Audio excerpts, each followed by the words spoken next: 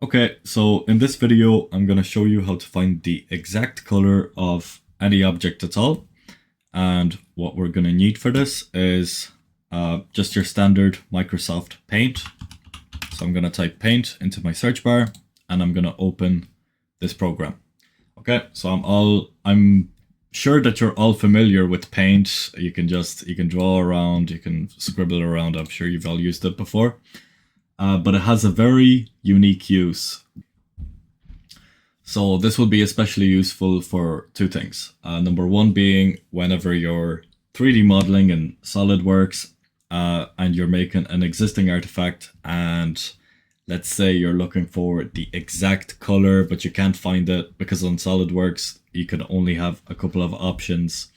Well, this is where the RGB values come in.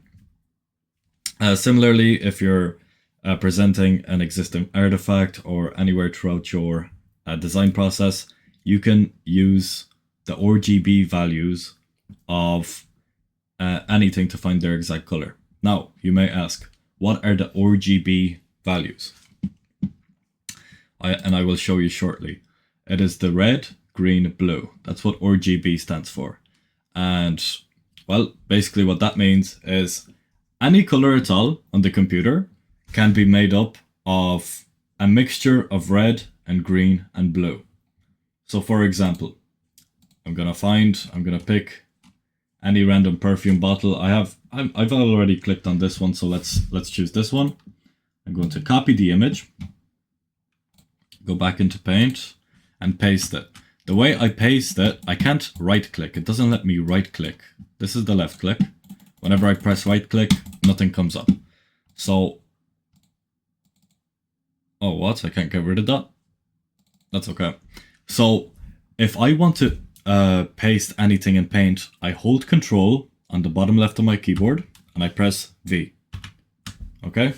And that's just a shortcut to pasting anything.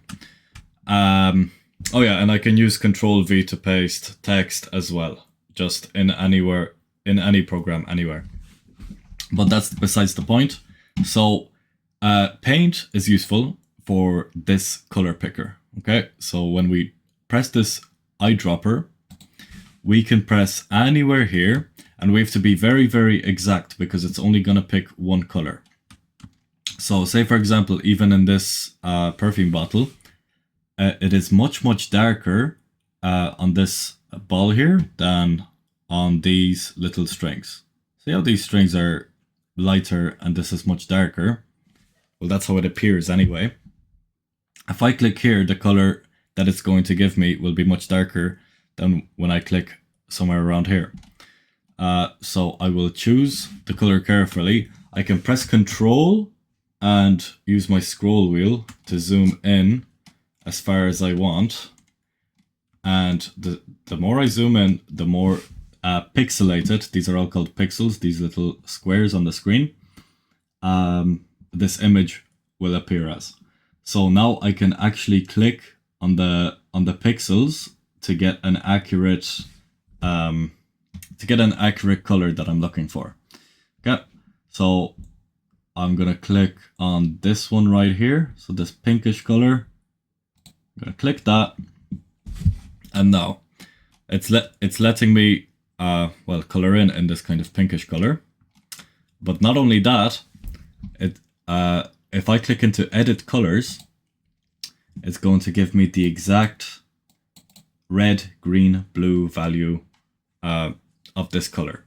So there's a lot of red, a little bit of green, and a little bit of blue.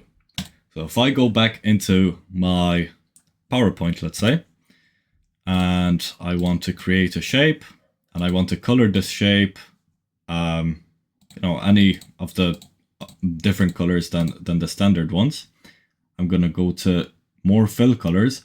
I can also use the eyedropper option in PowerPoint to do the exact same thing. Okay, so in a PowerPoint, you don't have to go to Paint and then back to PowerPoint. But if you want to use this in SolidWorks, this is how you're going to find your values. Okay, so let's try this in PowerPoint actually. I'm going to screenshot this thing again.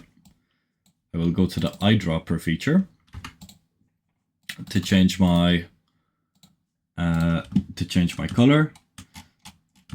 But for PowerPoint, yeah, there's a problem with PowerPoint in that you can't zoom it in as much as you can in Paint. So Paint might be a bit better. But what PowerPoint is good for is that it previews, like it shows you what color you're about to pick up. So you can move your mouse around to suit yourself. Okay, if you want a bit of a lighter color, you'll end up on one like so. And well, there it is. There's your fill. Okay. And if you wanted to do it differently, if you have your RGB values in Paint, I'm going to click Edit Colors so that my RGB values show up. And I can simply go to More Fill Colors and I can type in this red, green, blue value. Okay, so I need to remember 141, 38, and 57. Go back to PowerPoint, 141, 58, and 37. Yeah, and that's my color exactly as it is from. Oh wait, 141, 38, 57. It looks a bit brownish. 141, 58, 37. Oh, I did. You see, I made a mistake. It's 38 and 57. Okay. Yeah, there we go. That looks much better. Yeah. So that's how I can get any color at all using Paint or PowerPoint. Okay. So hope this helps and good luck with your studies.